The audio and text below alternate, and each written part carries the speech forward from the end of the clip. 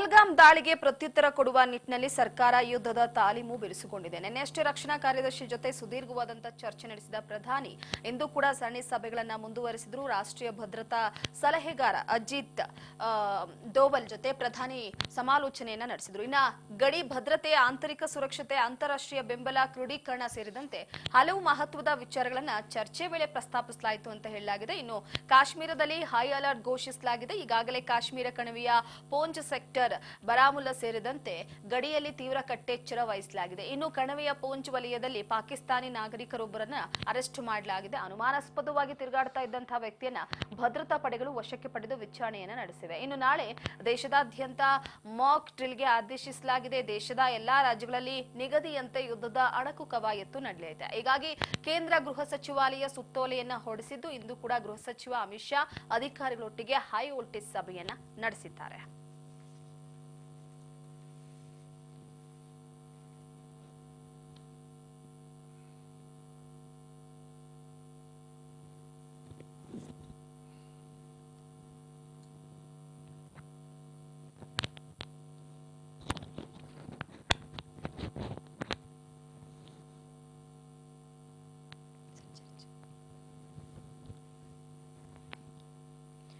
Sir, ಪ್ರಮುಖವಾಗಿ ಈಗ ಉಗ್ರ ಪಾಕಿಸ್ತಾನದ ಮೇಲಿನ ಸಮರಕ್ಕಿದು ಪೂರ್ವ ಸಿದ್ಧತೆನಾ ಅಂತ?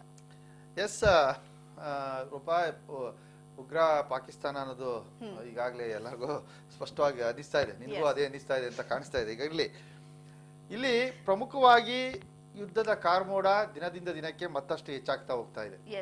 ಈಗ ರಾಜತಾಂತ್ರಿಕವಾಗಿ ಏನು ಮುಂದೆ ಎಲ್ಲಿ ಏನು ಎದುರಿಸಬೇಕಾಗುತ್ತೆ ಅದೆಲ್ಲವನ್ನು ಸಹ ಈಗ ಭಾರತ ಮುನ್ನೆಚ್ಚರಿಕೆ ಕ್ರಮಗಳನ್ನ ಕೈಗೊಂಡು ವಿಶ್ವದ ಹಲವು ರಾಷ್ಟ್ರಗಳ ಬೆಂಬಲವನ್ನು ಪಡೆಯುವಲ್ಲಿ ಯಶಸ್ವಿಯಾಗಿದೆ. ಯಾಕಂದ್ರೆ ಯುದ್ಧ ಏಕಾಏಕಿ ಸಾರ್ಬಿಟ್ರೆ, ಯುದ್ಧ ಏಕಾಏಕಿ ನಡೆದ್ಬಿಟ್ರೆ ಅಂತ ಸಂದರ್ಭದಲ್ಲಿ ವಿದೇಶಗಳಿಂದ ರಾಜತಾಂತ್ರಿಕ ನಿರ್ಬಂಧಗಳನ್ನ ಎದುರಿಸಬೇಕಾಗುತ್ತೆ. ಯಾಕಂದ್ರೆ ಸಾಮಾನ್ಯವಾಗಿ ಇಂತಹ ಸಂದರ್ಭಗಳಲ್ಲಿ ರಾಜತಾಂತ್ರಿಕ ನಿರ್ಬಂಧಗಳಲ್ಲಿ ಇರ್ತದೆ, ಕಾಮನ್ ಆಗಿರುತ್ತೆ ಯಾವುದೇ ದೇಶ ಯುದ್ಧಕ್ಕೆ ಹೋದ್ರೆ. ಹೀಗಾಗಿ ಭಾರತ ಅಂತಹ ಒಂದು ಪರಿಸ್ಥಿತಿಯನ್ನ ಭವಿಷ್ಯದಲ್ಲಿ ತಂದುಕೊಳ್ಬಾರ್ದು ಅನ್ನೋ ಕಾರಣಕ್ಕಾಗಿ ವಿಶ್ವದ ಹಲವು ರಾಷ್ಟ್ರಗಳ ಬೆಂಬಲವನ್ನ ಪಡೆಯಕ್ಕೆ ಈಗಾಗಲೇ ಹಲವಾರು ಕ್ರಮಗಳನ್ನ ಕೈಗೊಂಡಿದೆ. ಪಾಕಿಸ್ತಾನವನ್ನ ಅಂತಾರಾಷ್ಟ್ರೀಯ ಮಟ್ಟದಲ್ಲಿ ಏಕಾಂಗಿಯಾಗಿಸುವಲ್ಲಿಯೂ ಸಹ ಯಶಸ್ವಿಯಾಗಿದೆ. ಚೀನಾ ಪಾಕಿಸ್ತಾನಕ್ಕೆ ನೇರವಾಗಿ ಬೆಂಬಲವನ್ನ ಘೋಷಣೆ ಮಾಡಿದ್ರು ಸಹ ಅಷ್ಟು ಸುಲಭವಾಗಿ ಚೀನಾ ನೇರವಾಗಿ ಭಾರತದೊಂದಿಗೆ ಯುದ್ಧಕ್ಕೆ ನಿಲ್ಲುವುದು ಅಷ್ಟು ಕಷ್ಟ. ಅದು ಯಾಕಂದ್ರೆ ಅದರ ಆರ್ಥಿಕ ಪರಿಸ್ಥಿತಿ, ಅದರ ವ್ಯಾಪಾರ ವಹಿವಾಟು ಮತ್ತೆ ಇನ್ನಿತರ ವಿಚಾರಗಳಲ್ಲಿ ಅದನ್ನ ಗಮನಕ್ಕೆ ತಗೊಂಡಾಗ ಚೀನಾ ಘೋಷಣೆ ಮಾಡಬಹುದು, ನಾನು ಪಾಕಿಸ್ತಾನಕ್ಕೆ ಬೆಂಬಲ ಕೊಡ್ತೀನಿ ಅಂತ, ಆದ್ರೆ ನೇರವಾಗಿ ಯುದ್ಧವನ್ನ ಸಾರತಕ್ಕಂಥ ಶಕ್ತಿಯನ್ನ ಹೊಂದಿಲ್ಲ. ಆದ್ರೆ ಇಲ್ಲಿ ಈಗ ಭಾರತ ಈಗ ಒಂದು ರೀತಿಯಲ್ಲಿ ಪಾಕಿಸ್ತಾನವನ್ನ ಈ ಬಾರಿ ಹೇಗಾದ್ರೂ ಮಾಡಿ ಮಣಿಸಲೇಬೇಕು ಅನ್ನೋ ಒಂದು ದಿಟ್ಟ ನಿರ್ಧಾರಕ್ಕೆ ಬಂದಂತೆ ಕಾಣಿಸ್ತಾ ಇದೆ. ಹಾಗಾಗಿ ಪ್ರಧಾನಿ ನರೇಂದ್ರ ಮೋದಿ ಅವರು ಕಳೆದ 8 ದಿನಗಳಿಂದ ನಿರಂತರವಾಗಿ ಸಭೆಗಳ ಮೇಲೆ ಸಭೆಗಳನ್ನು ನಡೆಸ್ತಾ ಇದ್ದಾರೆ. ಈಗ ಎಲ್ಲಾ ರೀತಿಯ ಸಭೆಗಳನ್ನು ನಡೆಸಿದರೆ, ವಿರೋಧ ಪಕ್ಷ ಸರ್ವಪಕ್ಷಗಳ ಸಭೆಯನ್ನು ಸಹ ಕರೆದು ಸರ್ವಪಕ್ಷಗಳ ಬೆಂಬಲವನ್ನು ಪಡೆಯುವಲ್ಲೂ ಸಹ ಯಶಸ್ವಿಯಾಗಿದ್ದಾರೆ. ಈಗಾಗಲೇ ಕಾಂಗ್ರೆಸ್ ಪಕ್ಷವು ಸಹ ಘೋಷಣೆಯನ್ನ ಮಾಡಿದೆ. ಏನು ಪ್ರಧಾನಿ ನರೇಂದ್ರ ಮೋದಿ ಅವರು ಕೇಂದ್ರ ಸರ್ಕಾರ ಯಾವ ಕ್ರಮವನ್ನ ಪಾಕಿಸ್ತಾನ ವಿರುದ್ಧ ಕೈಗೊಳ್ಳುತ್ತೆ ಅದಕ್ಕೆ ನಮ್ಮ ಸಂಪೂರ್ಣ ಬೆಂಬಲ ಇದೆ ಅಂತ ಸಹ ಹೇಳಿದ್ದಾರೆ. ಇದರ ಜೊತೆಗೆ ರಷ್ಯಾ ಕೂಡ ನಿನ್ನೆ ರಾತ್ರಿ ಪ್ರಧಾನಿ ನರೇಂದ್ರ ಮೋದಿ ಅವರಿಗೆ ವ್ಲಾಡಿಮಿರ್ ಪುಟಿನ್ ಅವರು ಮಾತನಾಡಿ, ನಾವು ನಿಮ್ಮ ಭಯೋತ್ಪಾದನಾ ನಿರ್ನಾಮಕ್ಕೆ ನಾವು ನಿಮಗೆ ಸಂಪೂರ್ಣ ಬೆಂಬಲವನ್ನ ಕೊಡ್ತೇವೆ ಅಂತ ಹೇಳಿದ್ದಾರೆ. ಹಾಗೇನೆ ಅಮೆರಿಕವು ಸಹ ನೇರವಾಗಿ ಘೋಷಣೆಯನ್ನ ಮಾಡಿದೆ, ಭಾರತಕ್ಕೆ ನಮ್ಮ ಸಂಪೂರ್ಣ ಬೆಂಬಲ ಇದೆ, ಏನು ಭಯೋತ್ಪಾದಕ ಶಿಬಿರಗಳನ್ನ ಗುರಿಯಾಗಿಸ್ಕೊಂಡು ಅವ್ರು ಯುದ್ಧ ಮಾಡ್ಲಿ ಅಂತಕ್ಕಂಥದ್ದು. ಹಾಗೆ ಇಸ್ರೇಲ್ ಪಾಕಿಸ್ತಾನದ ವಿರುದ್ಧ ನೇರ ಯುದ್ಧವನ್ನ ಮಾಡಿದ್ರೆ ನಾನು ಮುಂಚೂಣಿಯಲ್ಲಿ ನಿಂತು ಭಾರತದ ಪರವಾಗಿ ಯುದ್ಧವನ್ನ ಮಾಡ್ತೇನೆ ಅಂತ ಘೋಷಣೆ ಮಾಡಿದೆ. ಅಂದ್ರೆ ಇದೆಲ್ಲವೂ ಸಹ ರಾಜತಾಂತ್ರಿಕವಾಗಿ ಮುಂದಿನ ದಿನಗಳಲ್ಲಿ ಭಾರತ ಯಾವುದೇ ನಿರ್ಬಂಧವನ್ನ ಎದುರಿಸಬಾರ್ದು ಅಂತಕ್ಕಂಥದ್ಕೆ ಕೈಗೊಂಡಿರ್ತಕ್ಕಂಥ ಮುನ್ನೆಚ್ಚರಿಕೆ ಕ್ರಮಗಳು ಭಾರತ ಸರ್ಕಾರ.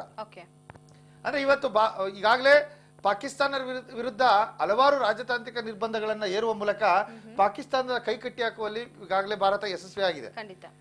ಈಗ ಯುದ್ಧ ಯಾವುದೇ ಕ್ಷಣದಲ್ಲಿ ನಡೆದ್ರೂ ಸಹ ಭಾರತದ ತಪ್ಪು ಎಲ್ಲೂ ಕಂಡು ಬರಬಾರದು, ಆ ರೀತಿಯ ಕ್ರಮಗಳನ್ನ ಕೈಗೊಂಡಿದೆ. ಜಾಗರೂಕ ನಡೆಯನ್ನ, ಎಚ್ಚರಿಕೆಯ ನಡೆಯನ್ನ ಕೈಗೊಂಡಿದೆ. ಈಗ ಭಾರತ ಸರ್ಕಾರ ಈಗ ನಮ್ಮ ನಾಗರಿಕರಿಗೆ ಮಾಕ್ ಡ್ರಿಲ್ ಅನ್ನ ಘೋಷಣೆ ಮಾಡಿದ್ದಾರೆ. 1 ವಾರಗಳ ಕಾಲ ಮಾಕ್ ಡ್ರಿಲ್ ಮಾಡ್ಬೇಕು ಅಂತ, ಯುದ್ಧದ ಮಾಕ್ ಡ್ರಿಲ್ ಹೇಗಿರುತ್ತೆ ಅಂತ. ಅಂದ್ರೆ ಈಗ ಏನಾಗುತ್ತೆ, ಭಾರತ 1961 1971 ಈ 2 ಯುದ್ಧಗಳನ್ನ ಕಾರ್ಗಿಲ್ ಯುದ್ಧವನ್ನ ಬಿಟ್ರೆ ಕಾರ್ಗಿಲ್ ನಲ್ಲಿ ನಡೆದ ಯುದ್ಧ ಕಾರ್ಗಿಲ್ಗೆ ಅಷ್ಟೇ ಸೀಮಿತವಾಗಿತ್ತು. ಅದು ದೇಶದ ಇತರ ಭಾಗಗಳಿಗೆ ಅದರ ಪರಿಣಾಮ ಏನು ಅನ್ನೋದು ಗೊತ್ತಿರಲಿಲ್ಲ. ಇನ್ನ ಬಾಂಗ್ಲಾ ಪಾಕಿಸ್ತಾನ ಯುದ್ಧದಲ್ಲಿ ಭಾರತ ಭಾಗವಹಿಸಿದ್ರು ಸಹ ಅದರ ದುಷ್ಪರಿಣಾಮಗಳು ಏನು ಭಾರತದ ಮೇಲೆ ಆಗಿರ್ಲಿಲ್ಲ. ಇನ್ನ ಪಾಕಿಸ್ತಾನದ ಮೇಲೆ ನಡೆದಂತ 73ರ ಯುದ್ಧದಲ್ಲಿಯೂ ಸಹ ಅಂತ ಪರಿಣಾಮ ಏನಾಗಿರ್ಲಿಲ್ಲ. ಹಾಗಾಗಿ ಭಾರತದ ಪ್ರಜೆಗಳಿಗೆ ಯುದ್ಧದ ಪರಿಣಾಮ ಏನು, ಯುದ್ಧ ಹೇಗಿರುತ್ತೆ, ಯಾವ ರೀತಿ ಯುದ್ಧ ಆಗುತ್ತೆ ಅಂತಕ್ಕಂಥದ್ದು ಯಾರಿಗೂ ಗೊತ್ತಿರಲ್ಲ. ಅದೇ ವಿದೇಶಗಳೆಲ್ಲ ಅದೀಗ ನೀವು ಇಸ್ರೇಲ್ ಅಲ್ಲಿ ತಗೊಳ್ಳಿ ಅಥವಾ ಉಕ್ರೇನ್ ಅಲ್ಲಿ ತಗೊಳ್ಳಿ, ರಷ್ಯಾದಲ್ಲಿ ತಗೊಳ್ಳಿ, ಅಲ್ಲೆಲ್ಲ ಯುದ್ಧಗಳಾಗ್ತಾ ಇರ್ತವೆ. ಅದಕ್ಕೆ ಅಲ್ಲಿನ ಪ್ರಜೆಗಳಿಗೆ ಯುದ್ಧದ ಸಂದರ್ಭದಲ್ಲಿ ತಮ್ಮನ್ನ ತಾವು ಹೇಗೆ ರಕ್ಷಣೆ ಮಾಡ್ಕೊಳ್ಬೇಕು ಅಂತಕ್ಕಂಥದ್ದು ಅಲ್ಲಿ ನಾಗರಿಕರಿಗೆ ಗೊತ್ತಿದೆ. ನಮ್ಮ ದೇಶದ ನಾಗರಿಕರಿಗೆ ಯುದ್ಧದ ಸಂದರ್ಭದಲ್ಲಿ ನಮ್ಮನ್ನ ಹೇಗೆ ರಕ್ಷಣೆ ಮಾಡ್ಕೊಳ್ಬೇಕು ಅನ್ನೋದು ಗೊತ್ತಿರಲ್ಲ. ಈ ಒಂದು ವಿಚಾರವನ್ನ ನಾಗರಿಕರಿಗೆ ತಿಳಿಪಡಿಸುವ ಉದ್ದೇಶದಿಂದ 1 ವಾರ ಕಾಲ ಮಾಕ್ ಡ್ರಿಲ್, ಯುದ್ಧ ಆದ್ರೆ ಸ್ವಯಂ ರಕ್ಷಣೆಯನ್ನ ನಾವು ಹೇಗೆ ಮಾಡ್ಕೊಳ್ಬೇಕು, ನಾವು ಅಥವಾ ಇತರರನ್ನ ಹೇಗೆ ರಕ್ಷಣೆ ಮಾಡಬೇಕು, ಒಂದು ಹಂತದಲ್ಲಿ ಏನಾದ್ರು ಇದು ಯಾಕಂದ್ರೆ ಯಾಕೆ ಬೆಂಗಳೂರಿನಲ್ಲಿ ನಡೀತಾ ಇದೆ, ಯಾಕೆ ರಾಯಚೂರಿನಲ್ಲಿ ನಡೀತದೆ, ಯಾಕೆ ಉತ್ತರ ಕನ್ನಡ, ನಮ್ಮ 3 ಜಿಲ್ಲೆಗಳನ್ನ ಇವಾಗ ಮಾಕ್ ಡ್ರಿಲ್ಗೆ ಕರ್ನಾಟಕದಲ್ಲಿ ಆಯ್ಕೆ ಮಾಡ್ಕೊಂಡಿದ್ರೆ, ದೇಶದ ವಿವಿಧ ಭಾಗಗಳಲ್ಲಿ ಈ ರೀತಿಯ ಸೂಕ್ಷ್ಮ ಪ್ರದೇಶಗಳನ್ನ ಮಾಕ್ ಡ್ರಿಲ್ಗೆ ಆಯ್ಕೆ ಮಾಡ್ಕೊಂಡಿದ್ದಾರೆ. ಜಿಲ್ಲೆಗಳನ್ನ ಯಾಕೆ ಬೆಂಗಳೂರನ್ನ ಆಯ್ಕೆ ಮಾಡ್ಕೊಂಡಿದ್ದಾರೆ? ಬೆಂಗಳೂರು ವಾಣಿಜ್ಯ ನಗರಿ, ಭಾರತದ ಒಂದು ದೊಡ್ಡ ವಾಣಿಜ್ಯ ನಗರಿಯಾಗಿದೆ. ಏನಾದ್ರೂ ಶತ್ರು ರಾಷ್ಟ್ರಗಳು ಇದನ್ನ ಗುರಿಯಾಗಿಸಿಕೊಂಡು ಯಾವುದೇ ಕ್ಷಿಪಣಿ ದಾಳಿಯನ್ನ ಮಾಡಿದ್ರೆ ಅಥವಾ ಏರ್ ಸ್ಟ್ರೈಕ್ ಅನ್ನ ಮಾಡಿದ್ರೆ ಇಂತಹ ಸಂದರ್ಭದಲ್ಲಿ ನಾವು ಹೇಗೆ ರಕ್ಷಣೆಯನ್ನ ಮಾಡ್ಕೊಳ್ಬೇಕು ಅಂತಕ್ಕಂಥದ್ದು. ಈಗ ಏರ್ ಸ್ಟ್ರೈಕ್ ಆಗೋದು ಕಷ್ಟ ಅಥವಾ ಕ್ಷಿಪಣಿ ದಾಳಿ ಆಗೋದು ಇಲ್ಲ, ಆದ್ರೆ ಮುನ್ನೆಚ್ಚರಿಕೆ ಕ್ರಮವಾಗಿ ಸೈರನ್ ಕೂಗಿದಾಗ ನಾವು ಯಾವ ರೀತಿ ಇರಬೇಕು. ಈಗ ಒಂದು ಫೈಟರ್ ಜೆಟ್, ಯಾವುದೋ ಒಂದು ಶತ್ರು ರಾಷ್ಟ್ರದ ಫೈಟರ್ ಜೆಟ್ ನಮ್ಮ ಮೇಲೆ ಅಣುಬಾಂಬನ್ನ ದಾಳಿ ಮಾಡ್ತಾ ಇದೆ, ದಾಳಿ ಮಾಡಲು ನಮ್ಮ ನಗರದ ಮೇಲೆ ಹಾರಾಟ ಮಾಡ್ತಾ ಇದೆ ಅಂದಾಗ ಸೈರನ್ ಮುಳುಗುತ್ತೆ. ಯಾಕಂದ್ರೆ ನಮ್ಗೆ ಯುದ್ಧ ವಿಮಾನಗಳು ಹಾರಾಟ ಮಾಡೋದಾಗ್ಲಿ ಅಥವಾ ಯಾವುದೇ ಕ್ಷಿಪಣಿಗಳು ದಾಳಿ ಆಗ್ತಾ ಇದೆ ಅನ್ನೋದ ಅಂತ ಸಂದರ್ಭದಲ್ಲಿ ಸೈರನ್ಗಳು ಮುಳುಗ್ತವೆ. ನಾವು ಕ್ಷಿಪಣಿ ನಿರೋಧಕ ತಂತ್ರಜ್ಞಾನವನ್ನ ದೇಶದ ಎಲ್ಲಾ ಭಾಗದಲ್ಲಿಯೂ ಸಹ ನಾವು ಅಳವಡಿಸ್ಕೊಂಡಿದ್ದೀವಿ. ಇಂತಹ ಸಂದರ್ಭದಲ್ಲಿ ಆಕಾಶದಲ್ಲೇ ಕ್ಷಿಪಣಿಗಳನ್ನ ಹೊಡೆದು ಉಳಿಸ್ತಾರೆ, ಆದ್ರೆ ಅದರ ಬೇರೆ ಬೇರೆ ತುಂಡುಗಳು ಅದರ ಮೇಲೆ ನಗರಗಳ ಮೇಲೆ ಬೀಳಬಹುದು.